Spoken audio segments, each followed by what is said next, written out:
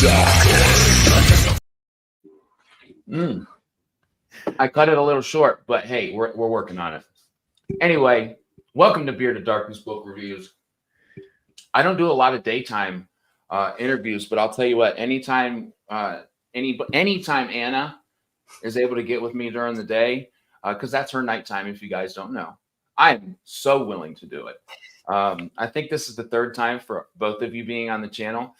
And I know that you both know this, but I love both of your writing. I love what you do. I love what you do in this community. So the reason we're here, I'm so excited we're here for, if that makes sense. And if it doesn't, it will in a second. So we'll start off here. We'll start off here. Let's introduce ourselves. Michael. Hi. Greetings, humans. I am Michael R. Fletcher, fantasy author, co-author of In the Shadow of Their Dying with the fantastic Anna Smith Spark. And there's a huge delay here. Is there? Yeah, I'm hearing a massive delay. Okay, 1 second. Anna, can you hear me? Yeah, there's no delay at all. I have no delay. Anna, while I fix that. Right, when we fix the delay, I have no delay, which is weird because I'm several time zones away. But I am Anna Smith Spark. I am the other co-author of In the Shadow of Their Dying. I'm sitting in my parents' spare room, which is why I have a background up. Yeah. Oh, who said that? Matt, we were just literally talking about your review yesterday, bro. This is a joke. He did a glowing review of this book right here yesterday. We were just talking about it, Matt, actually like 2 seconds ago, Beyond Redemption. So he's joking, but good. It's funny that he popped up in there like 3 seconds after me and Michael were just talking about it. Sorry, Anna, go ahead. Yes. I'm the author of the Empires of Dust trilogy, the Court of Broken Knives, the Tower of Living and Dying, and the House of Sacrifice. The standalone, yes, the very fun, yes, those lovely books. Yes, they're quite old now, alarmingly. In A Woman of the Standalone, A Woman of the Sword, and my new series, A Sword of Bronze and Ashes, and the second book in that series will be coming out next year, excitingly. And I've written the delay sound, by the way. Is the delay gone, Michael? Nope. I don't hear it. You think maybe it's in your head? Do you hear it, Anna? I can't hear any delay. No, I think maybe it's just your headphones. All right, let me see. It's just a different time to us. It's just existing in a slightly different time and space to us, two of us. No, even without the headphones, still delay. Guys in the chat, let me know if you can hear a delay or anything funky going on. Let us know. But until we figure that out, let's start off with, well, you kind of already did discuss that with your intros. And we'll start here. How did this novella come to be? We'll start there. And I'll start with Anna. How did this? Oh, I can't even remember how it came to be. I think how it came to be is that Adrian Collins, owner and supreme overlord in chief of Grimdark Magazine, wanted me and Fletch to write something together, basically because he wanted me and Fletch to write something together, and he has the power to achieve that kind of thing. Because I think I remember. Is there anything more complicated than that? I think there was originally at one point there was an idea there was going to be a third person writing it as well, but then Fletcher always. If there's a problem, Fletcher's always behind it. So there we are. But yeah, yes. So we were. I don't think there was anything more complicated than what Adrian Collins wanted us to write something. And originally there was going to be a third person, but no one could find a third person that would work with the two of us. I don't know who that third person could have been, but it's like crazy to think of the story as it is, as wonderful it is, and as dear as this story is to like my taste specifically, it being anything different. So if you were like going to be that third person and you're listening, like, I hope I can read your work. I don't know how to say it nicely, I guess, but I'm so glad it is what it is. I don't think there was ever a third person because we could never think of anyone. The original idea was it would be less work for us. And I can see why Adrian would be like, obviously fans, of both of your writing, where your list of books, your backlog was established enough for both of you to have a good sense of your prose. And I think he had a specific taste in mind, a specific feel to a book. And he just nailed it. I've never read anything like this. And people say that, people, I hear that sometimes. And legitimately, when you get to chapter 2, Anna, your first chapter, there's no feeling like that is primal. Now, Michael, do you remember any different, other than just Adrian Collins from Grimdark saying, "Hey, man, I like your writing. You think you two would co-author?" Or is that? Yeah, I mean that is basically the gist of it. Initially, Adrian was talking about doing a periodical kind of thing. We were going to release like a chapter a week kind of thing or something like that. I don't know the actual schedule, and maybe through their Patreon or something. But we were so bad at turning stuff in on time, and then COVID happened, and various our lives imploded in different ways. We basically, when did we start? Like 2017 or something like Oh that. wow, Like, yeah, I we remember started that a sounded long like time a while in the It works. can't have been that long ago. It must have been more like 2018, even 2019. It can't have been. I was thinking that long. It was a while ago. Oh, So what you're saying, yeah. between time zones and ideas being mashed together in a book, it takes a while for this thing to work itself out. It does, yeah. And when we were writing, it was fast, and there were certainly. I don't think we ever butted heads on anything. We basically, Anna writes as Anna writes, and I write as I write, and we just kind of played off each other. And it's like, I'd get Anna's chapter and be like, "Holy fuck, I have to follow this! Like, god damn it!" And Intimidating. yeah, but fun, like so fun. Reading this, I can just tell, I've become privy to the dripping, or the dripping bucket, right? And that's fun. That's a little fun rabbit hole to dive down between so many different people now. If you don't know about what that is, maybe someday you will. Maybe you'll be cool one day. But no. It has its own wiki fan page. If you go on Fan Wiki, the wiki fandom thing. There's inevitably a book out there. Page now. Oh, and there's inevitably books out there with the dripping bucket in it that you've probably never, heard of. No, oh, for sure. Yeah. Which is awesome. That was the goal, way back in whatever. That was 5 or 6 years ago. That's so funny, that I dropped that idea. So, I was gonna, 1 second. I seen John. Oh yes, I remember this, dude. I was I think it was the art. If I'm wrong, I don't know. I remember you got it before I did. I was super, super jealous because I could not wait to, I had it on ebook, which was cool, but I just knew that I'm a hardcover freak, and you guys, I don't know who was in charge of putting the quality of the work together, but the hardcover is just already in itself like a special edition. Honestly, I feel that way. And I have to say, Anna, it's so cool at the end. This is the first book that I was ever acknowledged in. Aww. My name's in the back, bro. I was so freaking tickled. But that was the coolest thing ever. But John, I do remember that, man. See, Grimfell. What's going on, Grimfell? If you guys haven't checked his music out, holy shit, go check it out. Metal as hell. So for those unfamiliar with the synopsis, kind of an overview of the novella, the feel of it, the genre, that type of thing. It doesn't matter who. One of you, would you kind of go over it and give the spiel for those that are here for the first time and learning about it? Anna, you want to take this one? The spiel.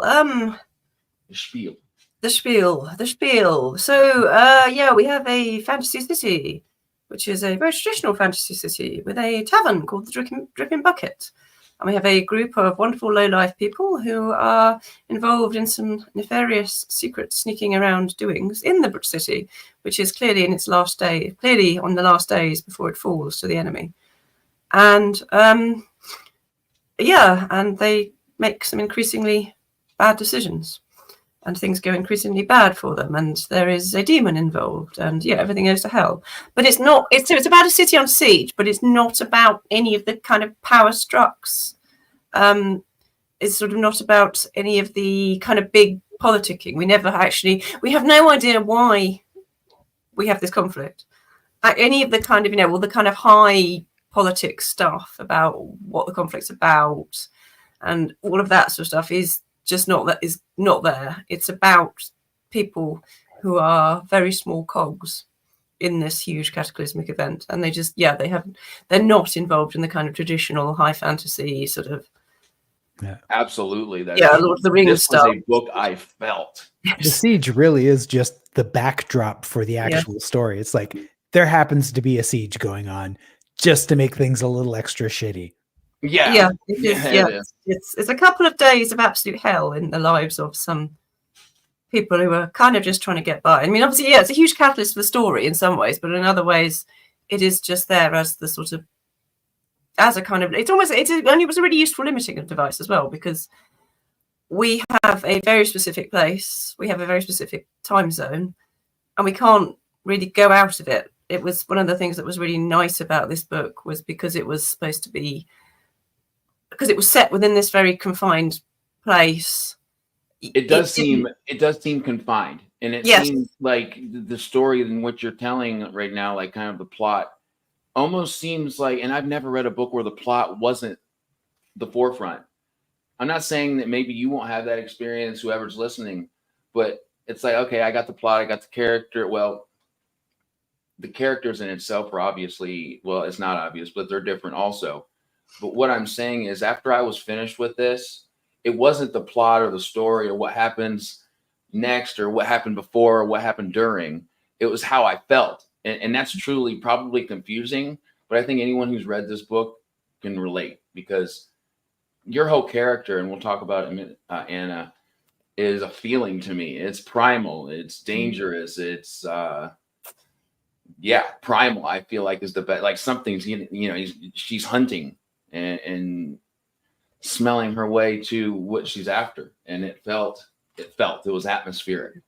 Yeah, no, it was really, it's kind of, I am claustrophobic, and actually that idea of being trapped and not being able to get out, being trapped in a situation you can't get out of, is something that really haunts me. I mean, even things like, I even find things like Terminator upsetting, because even, there's nowhere you can go on the whole of Earth where you would escape the Terminator if the Terminator is chasing you. So even, things like Aliens, I just find that whole, you're stuck in that confined space with the aliens. I just find that virtually unwatchable. But even the Terminator, the idea that there is, you could go anywhere. You could go to Antarctica and the Terminator will still follow you. That sense of claustrophobia.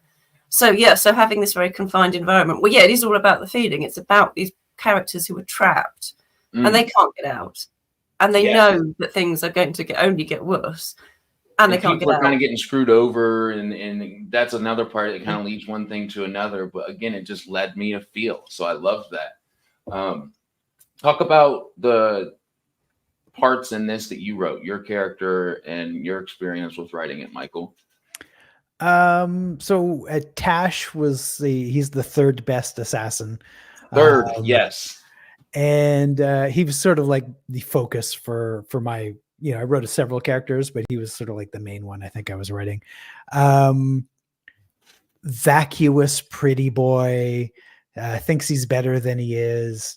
I think one of the lines from the story is like, I'm too pretty to die. Like, the good looking people never die in this kind of story, so I'm going to be fine because I'm too fucking good looking to be one of the people who dies here. And he was just a blast because, there was no, like, he's not deeply philosophical. He's not planning anything beyond like the next couple of minutes. He was a relief to write after. I think I was working on the City of Sacrifice books at the time, which were a little more intense, developed characters. So he was a lot of fun. I love that. And I remember us talking, because the last time I had you guys, in fact, the last time either of you were on, it was together when we talked about right before it came out. I found it fascinating, Adrian's part in the writing of this kind of, he had ideas, I guess. Does that kind of strike a chord what you guys were talking about? He knew what he wanted, I guess. Yeah. And what do you remember from that time? This is so long ago, and I can't remember yesterday. I think he set those parameters. I think he set those parameters of it being quite it was a sort of closed setting and quite a short timetable. I think he wanted, because I think it was shortly after The King Must Fall had come out. I think his the Grimdark Magazine crowdfunded anthology that we both had stories in. But I think this idea of a confined background, because of course there's always that danger that you start going off into, oh no, I think we'll do a flashback to something that happened 100 years ago, or oh no, how about we just talk about some other people who are on another continent who may or may not be in the same time zone as this lot. But it'll all eventually wrap up together by the time you've got to about book 9. That having something that really there was no possibility of that happening, that it was confined and enclosed, and within that, so you couldn't start, which was why it was so nice, because you couldn't start wandering off into I'll just do a flashback, or we'll just sort of go off or something. Matt said, I've always wondered what are the actual mechanics of co-writing a book when you aren't in the same room. In school, my group projects were always disasters. I can't even wrap my head around this. I agree, Matt. It was very it's interesting.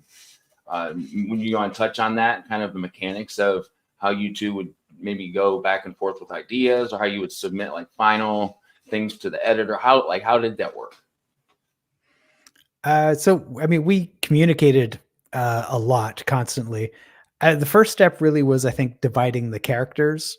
And we only had the vaguest idea of a story, but we each sort of picked some characters that we were going to write. Anna obviously took the demon because that's, it's perfect. It is. And so, I was writing some of the characters, Anna was writing, some of the characters. Some of the characters, like the background characters, we'd each sort of write when they showed up in our chapters. Okay. And basically, I'd write a chapter, send it to her. She'd take the story from there, write her chapters. Every now and then, I think we did some Zoom calls where we sort of talked about like, hey, where should we go next? And how the fuck are we going to end this thing? So it was chronologically. You kind of, it yep. was. It was all written chronologically. I'm really bad. I don't remember anything, and I don't take notes because I think that I'm going to remember stuff, because I can't remember that I don't remember stuff. I have that disease. And so we'd have these conversations where we worked out how the next chapters were going to go. But by the time I actually sat down to write, I hadn't a fucking clue. And so I was just winging shit, which, would get me in trouble. But Anna, how was it for you?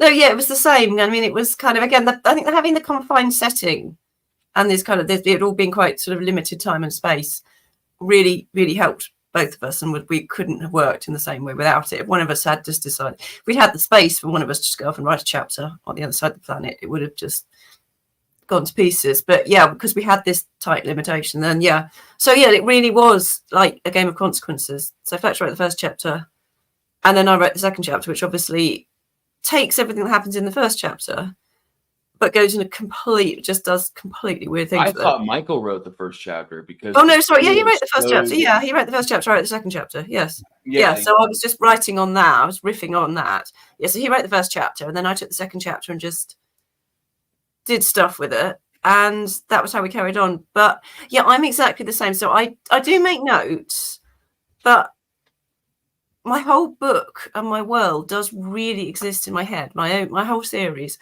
So, like when I was writing Empires of Dust, that world completely existed for me.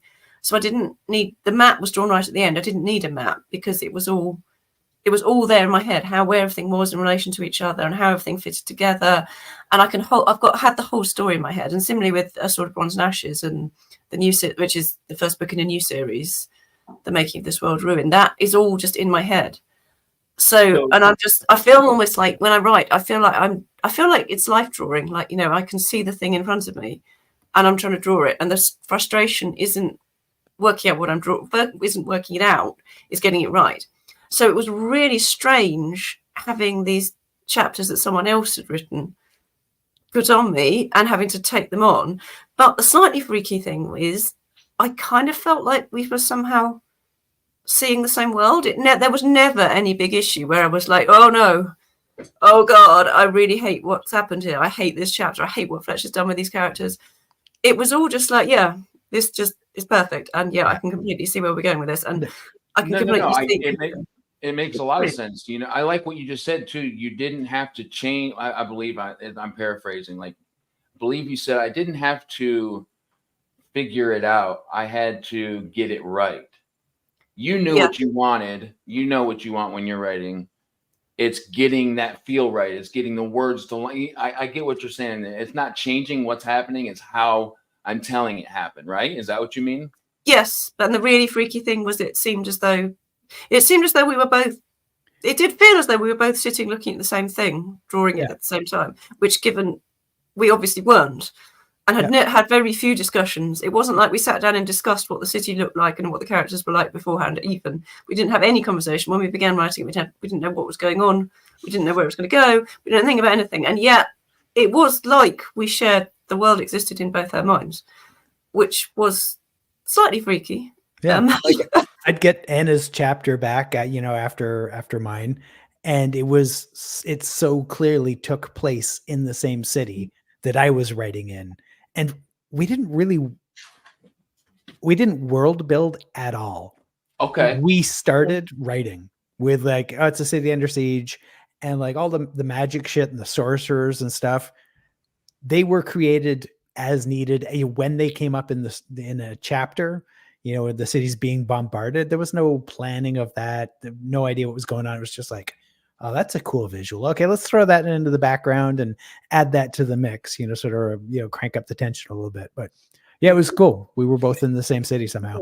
It sounds like, so was the overall idea of what you guys were going to write created by Adrian? Was that something where he's like, hey, I really like the idea of this, and it being close and not a broad epic, or was that something that you two talked about and came up with? Adrian, I gave us probably too much free will with this. I think his idea, I think he started with the city under siege. I think that was his sort of like, here, this is where it's happening. Now go. Yeah, and that was it. Yes, and that was it. That took the weight off, having somebody else kind of give you, like, I can imagine me, if somebody says fix a car, I'm like, oh God, where do I start? But if somebody says fix the brakes first, and that gives me a direction to go. It's not my instruction. It's somebody else's idea. And now I kind of have this process in which I just follow somebody else's idea. Now I'm just kind of I think that's what I thought before, that it was kind of Adrian's idea first, and then maybe that took the weight off of you two by the limitations definitely helped. Taking the weight off of your creative mind to put towards his idea. I don't know if that makes any sense. I think the trick, if you just said you two go away and write a book, we'd probably still be arguing about, or never actually, just kind of like, because I don't know, I never know what I'm writing when I start writing it. So usually my books just begin, each time I start a new sort of series, or even a new book in a series, it just starts with it just starts with a scene. Like it starts with a person in a landscape and something's happening. So sort of Bronze and Ashes, it started with this image of this woman in this beautiful valley, and then something is coming to threaten her. And I had no idea who she was. I had no idea what was happening. I had no idea what the threat was. Or the whole lot of Empires of Dust just began with this scene of these men in a desert searching for something. So then I have to then write and explore and find out what's happening. But so I think probably, I don't know, I'd have just said, I think we'd probably have just been still going at it. What we were doing, or we'd have just gone off in such weird tangents as well. I mean, if Fletcher just given me this as the first chapter, and then I could have had a whole world to then write in, I think it would have, like, it has to have those barriers for us to not escape outside of them and create something. Yeah, I get that. That makes so much sense. Jay, I like this comment. Looking lovely as always, Madame Grimdark. Fletcher, you look as wretched as Dirk's backside on Xmas morning for a Jehovah's Witness. And Matt, the head looks shiny. Oh man, if that's a compliment that I could get 1,000 times, that's it, brother. I buttered that bad boy up just for you, Jay. No, thanks, man. That was fun. I like that. If you end up fielding any, I have always been curious to when you learned, Anna, that your writing style was unique and worth honing versus adapting to others' expectations. Those are very contrasting comments, and I'm digging it. So I've just discovered I'm locked. I've got a cat locked in here. I'll answer the question, and then Patrick better say something while I go and evict my We're parents. cat friendly here. He's trying to get out of the door. So yes. They are escapers. They will try to get out of anywhere. They don't like to stay in those small spots, right? I didn't even know she was in here. Yeah, my writing style. So when did you realize it was unique, worth honing, versus adapting or adhering to somebody else's idea or expectations for you? I do not adapt to others' expectations, which is probably why I'm now published by smaller publishers than I was originally. And I've made the opposite journey to many other people. No, I mean, I knew when I was a child, I knew I was probably good at writing. And when I was a teen, I actually spent In the Shadow of the Dying is actually kind of a throwback to my happy teenage years, which I spent writing like the scripts for graphic novels, which were never intended to be illustrated and turned into graphic novels. The description of how many scenes there were on a page and how they were laid out and what was happening in the scenes was part of the text. And there was never that they were going to be turned into a comic book. It was like the description of 5 panels, and we start off, and the final page fades to black and everything was part of the prose. These kind of script artists. So it's very high art concept scripts for torture porn graphic novels. And I spent many happy teenage years writing that. And then I stopped writing. But I mean, I kind of always... So when I started writing, and The Court of Broken Knives was the first piece of fiction I wrote as an adult. And I kind of knew when I was writing it that it was good, and it probably was slightly different to a lot of the stuff that was out there. And that I look back now, and there are lots of bits, particularly the first half of that book, that I kind of feel like, I can see where I was kind of writing this with a kind of sense of, this is what a fantasy novel does. So this is what this needs to do. This is what kind of like grittier epic fantasy does particularly. So I need to kind of keep in that tradition. And then as the trilogy progressed, you can see I've just like given up on thinking about what anyone else thinks. And I mean, now that's 2017 that you published. Yes.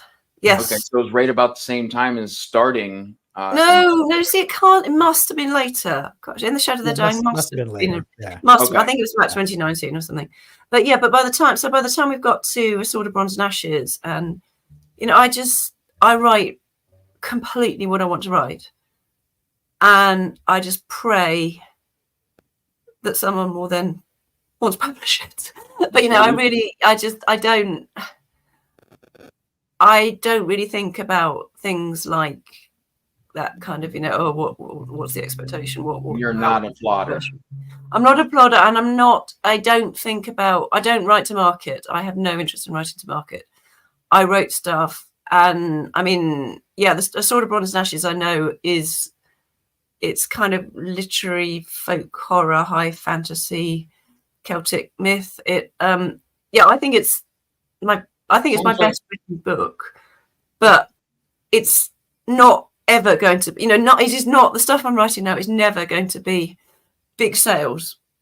You look at, it's never going to be the kind of, never going to sell like Ryan Cahill sells or Mark Lawrence sells or anything, because it's just not, because I just don't care anymore.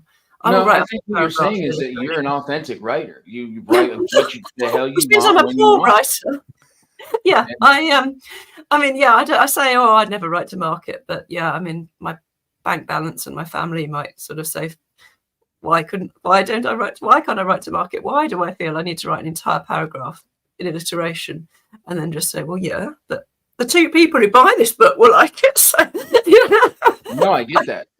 I like the middle finger up to anybody that has kind of an opinion for you to do that, because I like the way that you write, and it's the way that you write. I couldn't compare your prose to anybody else, and I that's a quality that I think people who pick your book up adore. So Not writing the market is something some I people do. respect. I'm definitely a Marmite author. And if you know in America, market, if you're in America, know what that means. When But you're yeah, I'm saying definitely. when somebody here is writing the market, it's like, what market? What market are we talking about? The biggest market? Like, are we talking about Walmart and Target? I guess we could go down a rabbit hole with that, but obviously we know like the romanticies in right now. Obviously, people don't have to adhere to writing a romantasy if they don't want to. I guess if a publisher wants to try to force somebody to adhere to that, I can only respect someone that says, I write what I want to write. You know what I mean? So I respect it. And there was another for Michael. How cool was it working with a queen worthy of the title? Were you mesmerized like the rest of us, or do us mortals not understand? See, I told you, Jay gets it. Yeah, I see. The thing is, you mortals don't understand. Anna's prose is, and I've said this before. It's infectious. Poetic. Yeah, so I don't write like Anna, like at all. But I'd get a chapter back from her, I'd read it, and then I'd start writing my chapter, and I'd keep catching myself trying to write more like Anna. It's like, how about you try and be a better writer, dude? Like, how about like she's actually good at this, but maybe try that. And so like that, it was a weird book for me because it's those chapters are like this sort of like a blend between how I sort of typically write and parts infected by Anna, where it's like that her prose sort of like just clawing at my brain going like, why don't you try, maybe you can phrase that a little differently. Like, how about you don't write that the same way you write everything else? You were inspired each other, going back and forth. Yeah, it was a different experience. And I kind of wanted to speak on that part. There's a clear difference of like from chapter to chapter, and I'm not necessarily meaning from one person's writing to the next, but that's probably where it come from. And that's something I embraced the most in this.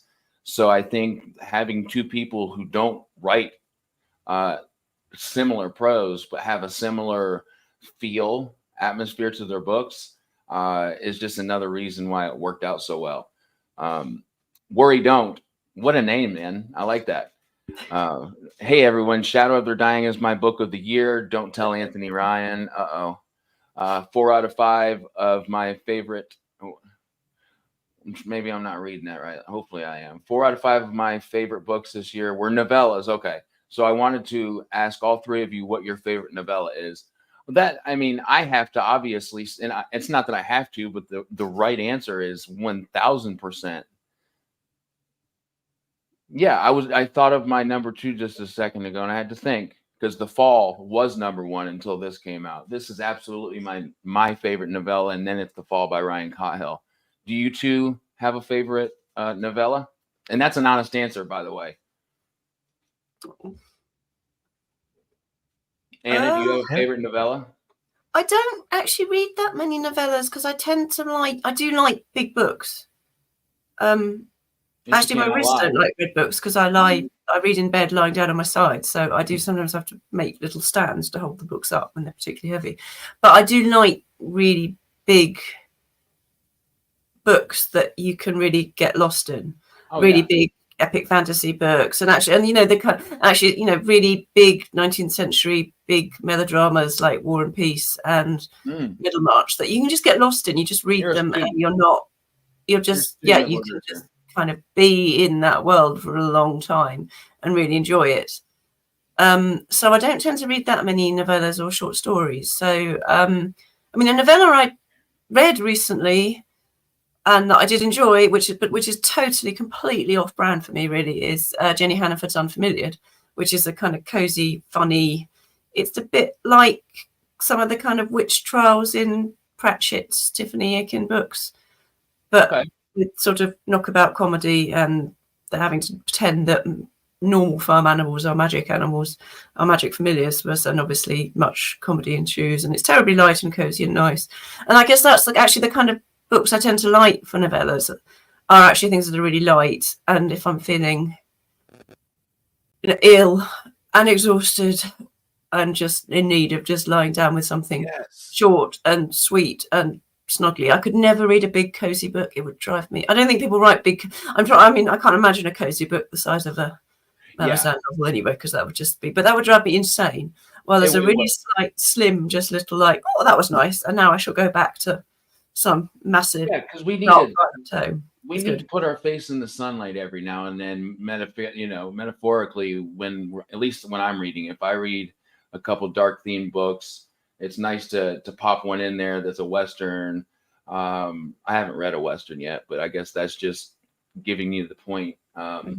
A thriller. I like a thriller. There we go. That's what I actually would probably throw in there, like a James Rollins thriller or Jack Carr. I like Jack Carr. He does really good thrillers. But I get that if you spend too much time in the dark, sometimes it can start to wear on you, or it can start to feel less interesting. I don't know, for me at least. I think it's really important for all authors to read a lot of different things as well. When you get people who say, I'm writing grimdark fantasy, so I only read grimdark fantasy, you're like, no, please go and read a whole load of stuff, because you need that whole gamut of human emotion and different ways of writing.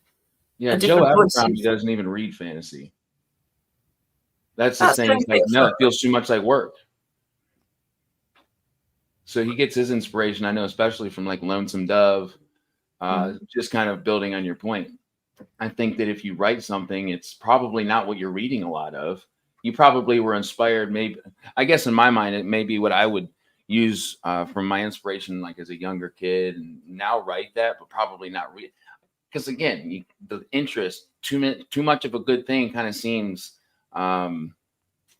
mediocre after a while. I don't know.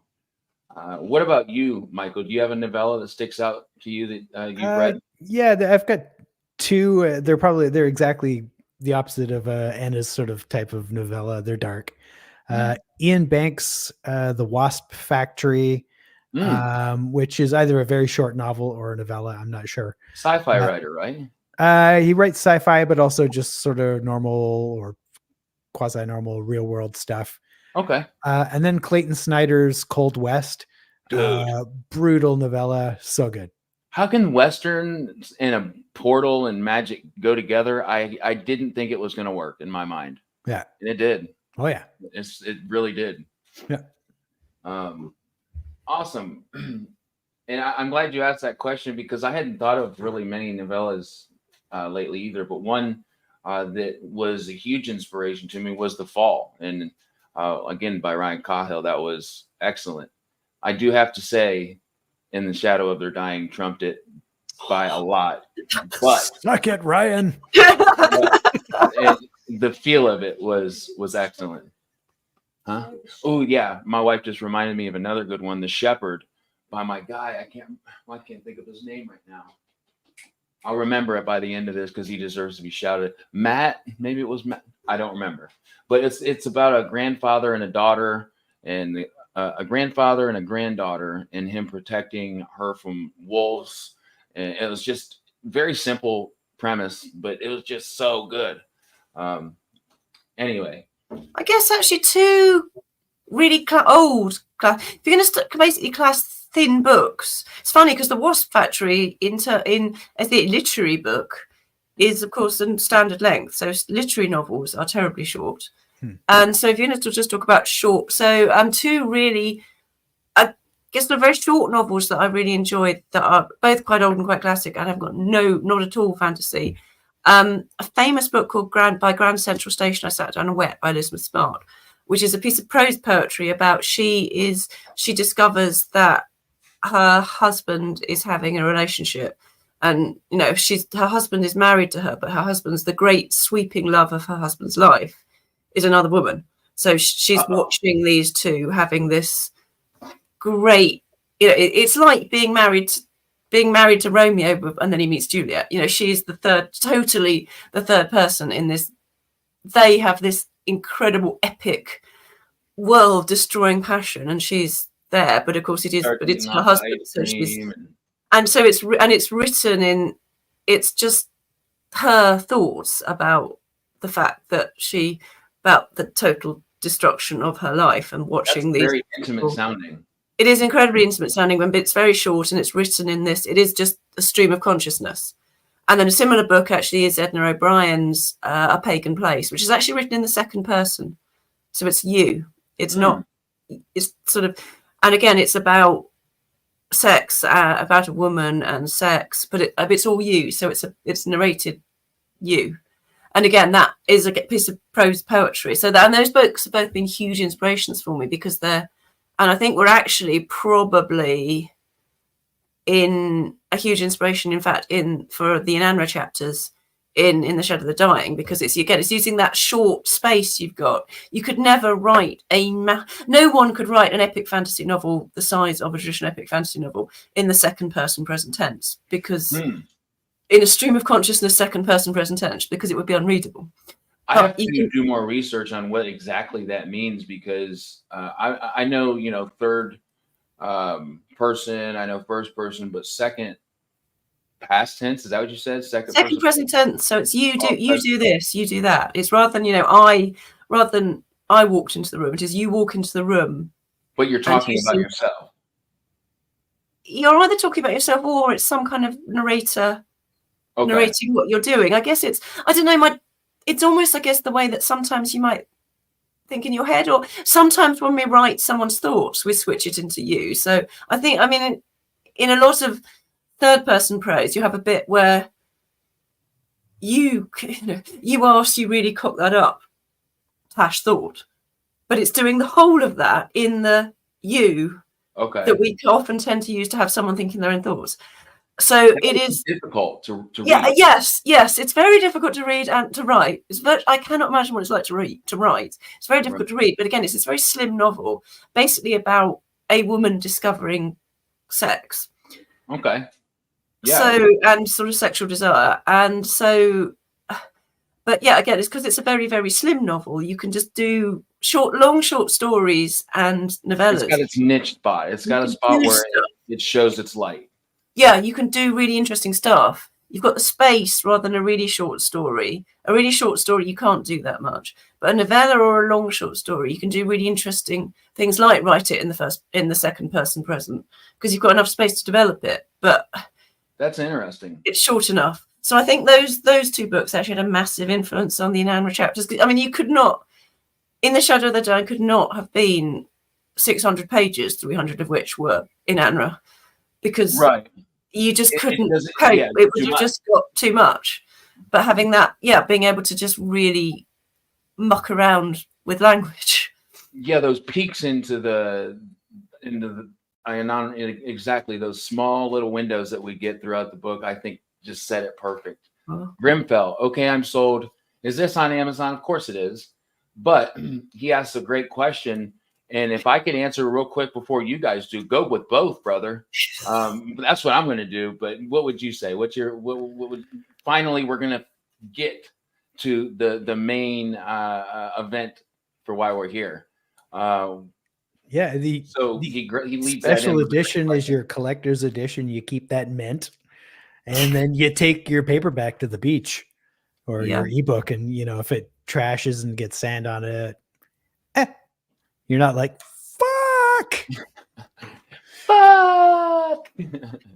Yeah, we don't know that much about the special edition. I haven't seen it yet.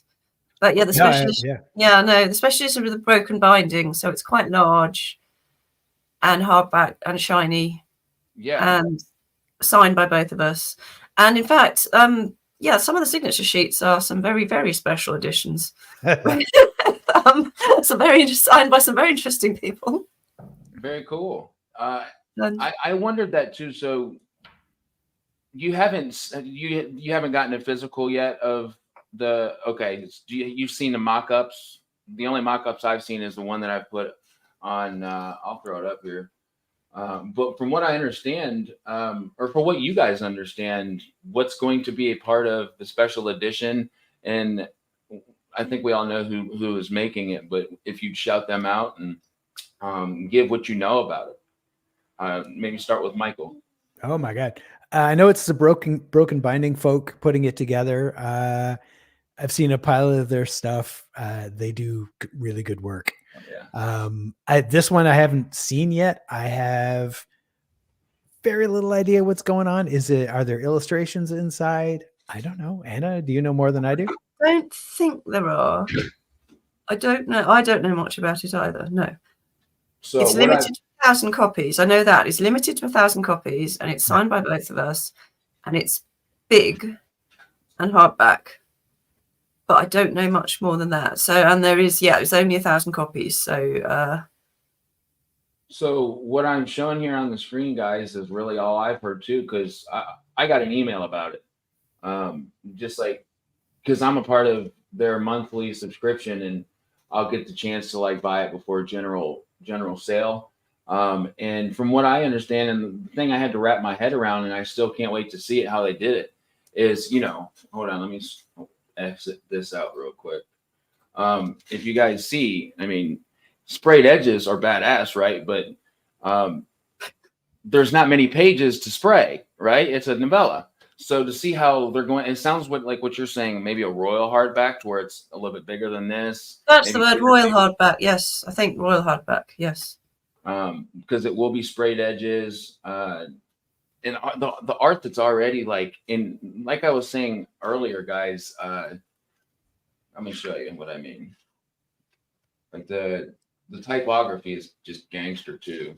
But like that's the first, to me, that just already kind of says this is special. So I'm just really excited for the actual special. First, because this isn't signed by you guys. I had considered reaching out to you guys separately and like having you send me like, what are those things called, book plates separately, but it just wouldn't feel the same. So I'm excited to have both of your signatures kind of already on the book, right? Or let me ask this: are they doing book plates, or are they sending you the cover? They sent us tip-in sheets to sign. Awesome. Yeah, I'm glad to hear that, because that is the biggest reason that I'm getting it. Also, maybe I'll pull it up here while I look for it real quick. There was a good question that I found. Oh, look at that! Who is that? That's Elizabeth. Hey, Elizabeth. Good to see you. Two badass authors. Hell yes. You already know. I hear special edition immediately reach my. I know it's such a dude. My wallet is since finding like.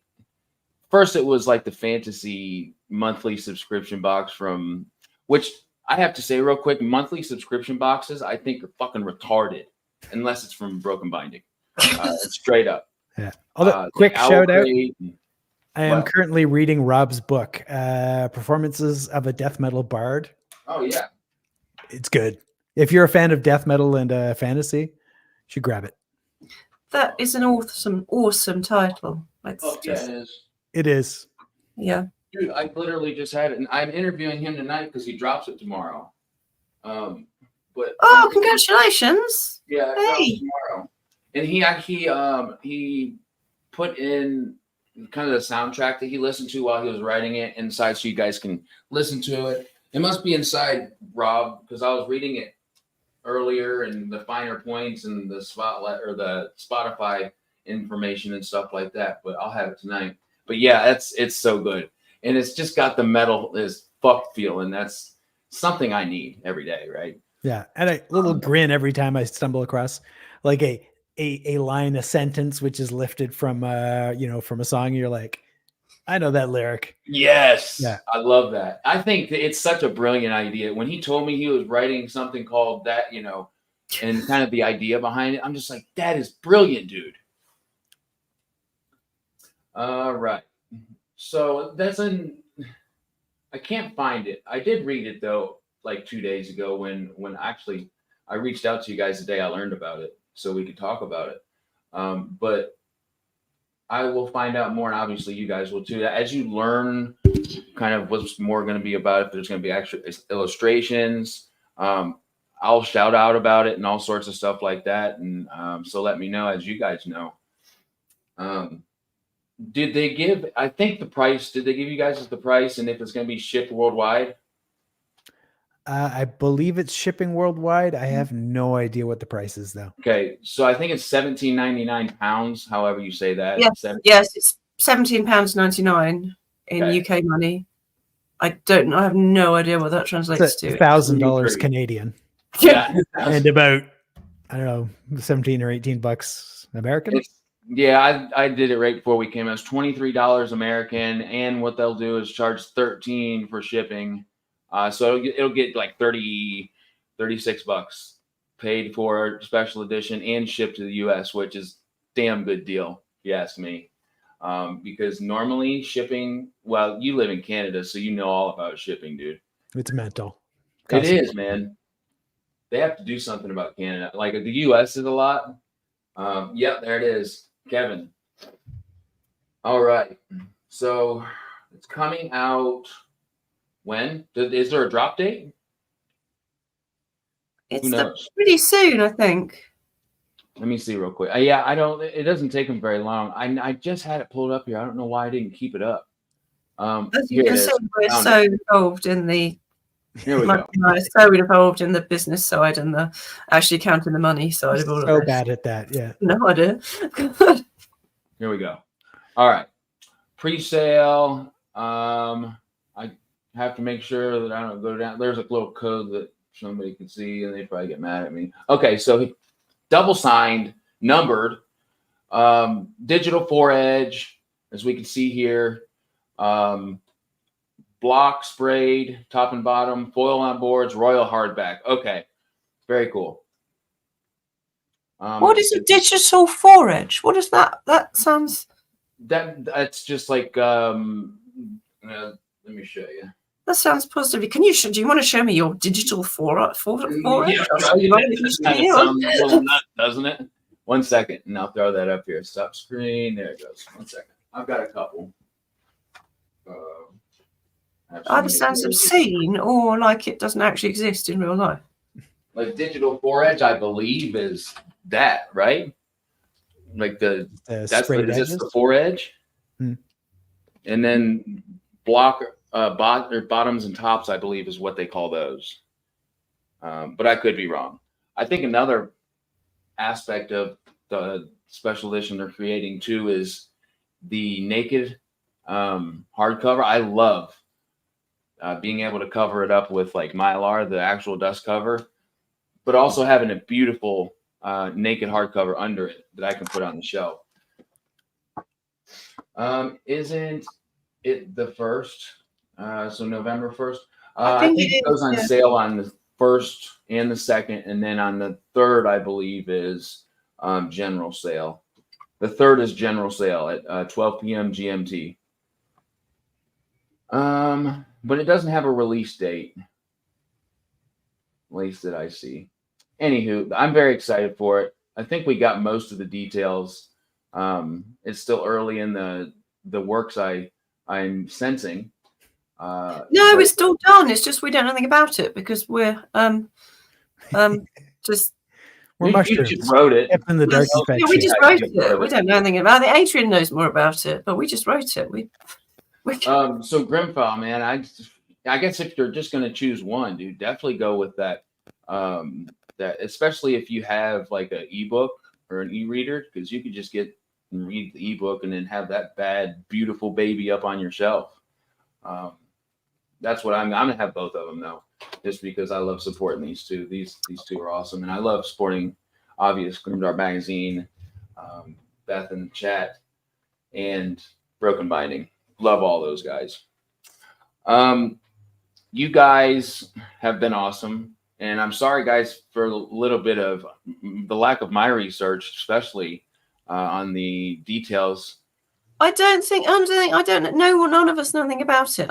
It is launching. It is going to be available to purchase almost instantly. I think it is the 1st. It's available to subscribers, and then but I think we just. That's it. We just wrote it. We don't know anything about this stuff. I mean, that's right. So yeah. I am very excited. So you guys, I'm sure, when they do like a special edition of somebody's book, don't they send you guys a couple copies for yourself to keep? I think they're in the post. Yeah.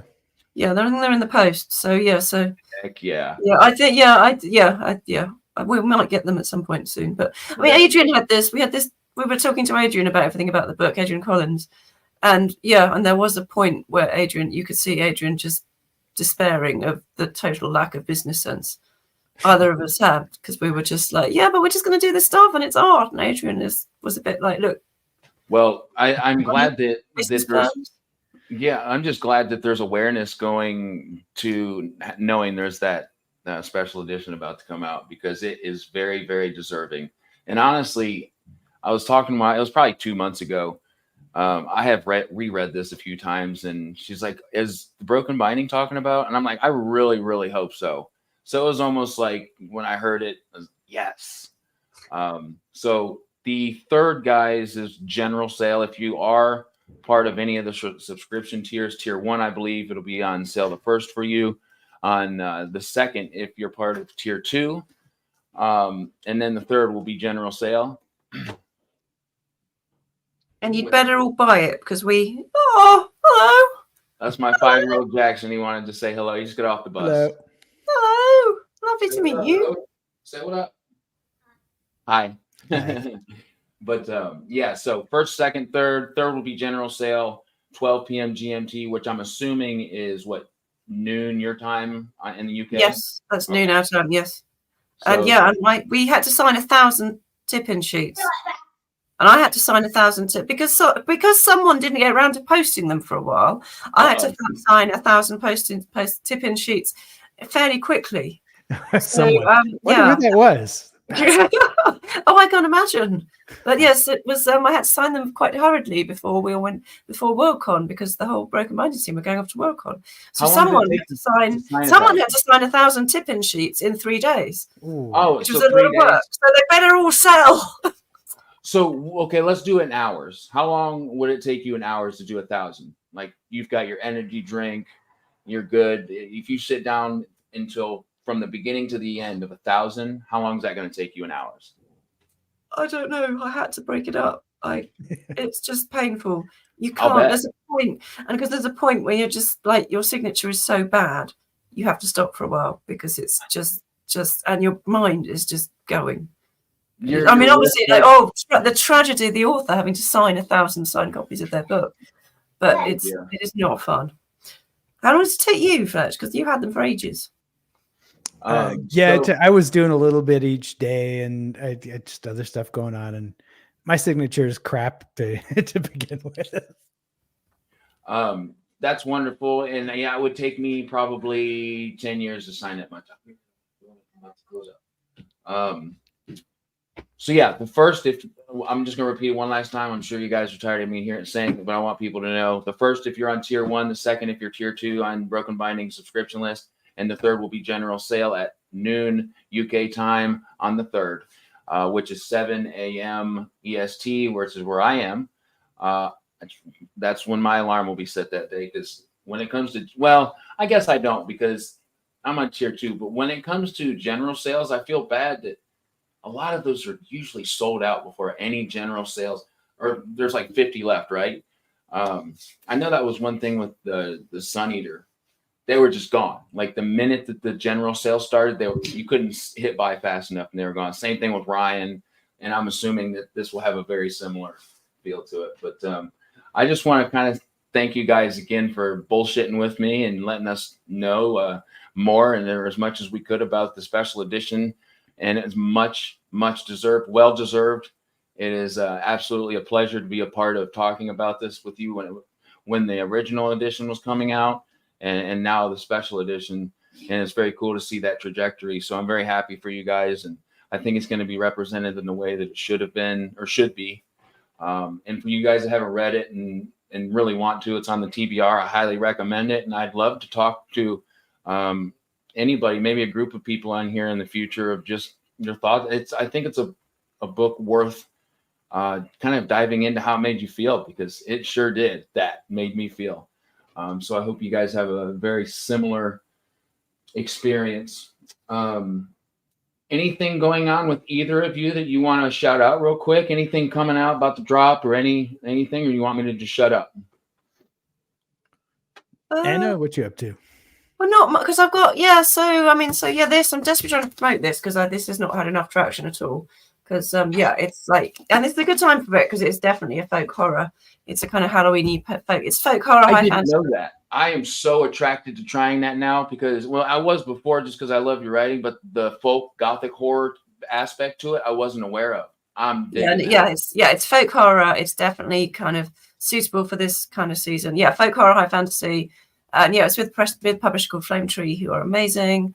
And it's that's the first book in the series, which is called The Making of This World Ruined, the whole series. And then the second book doesn't come out until next autumn, around this time next year. So, sorry, and then it'll be a trilogy. Yeah, so I'm about to start writing the third one. But yeah, A Sword of Bronze and Ashes. I think it's my most beautiful book. I think it's just written in another, but it's more serious. In the Shadow of the Dying it's just fun. Yeah. Insanely fun. In The Sword of Bronze and Ashes is probably it's slightly more serious again, but there's some fun and whimsy in it actually, and it is slightly more hopeful as well. It's definitely more hopeful than Empires of Dust. I'm anxious to kind of experience that because I like the themes that you write or what I've read so far, and kind of they're not a more hopeful feel, which, like I said, I love. But I'm also excited to read something with a little hope in it from you and kind of see how you tackle that. I think that's very interesting. What about you, Mike? Crap. I mean, aside from buy my books. I've got 3 novels in various stages of publishing limbo right now where I'm waiting to hear on stuff. We'll see what happens. But I've got 14, 15, 16 You've got a backlog out there. I've got a couple of books out. So got a couple out there. If you like dark fantasy, read Anna's stuff. There it is. Love it. Guys, I haven't finished it yet, but I am absolutely loving Beyond Redemption, and I hope you guys pick that up too. So thank you guys for hanging out with me for a little bit. Mike and Anna, of course, anytime that something's about to be dropped or you're getting something published or you want to talk about it, I'd love to have you back on anytime, both of you. So thanks again. Thank you all for being here. 100%. I love it every time. It's so much fun. Yeah, we all love the same stuff. Yeah, it's so cool. And yeah. So you guys that were here live asking great questions, thank you as well. The people who will watch the replay, can't believe you weren't here live. No, I'm just joking. I hope you guys love it just as much. Leave a comment for your favorite part. Like, share, subscribe, of course. Always have to say that. I had all the links I could possibly think of, whether it's your guys' stuff, Broken Binding stuff, Grimdark Magazine stuff.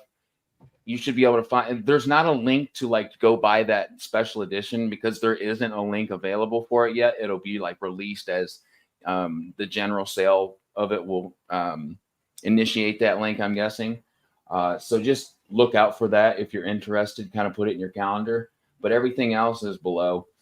Tonight, 8:30 p.m., I'll be hanging out with my guy, Rob Lee, talking about a bard who likes to perform death metal, specifically performances of a death metal bard.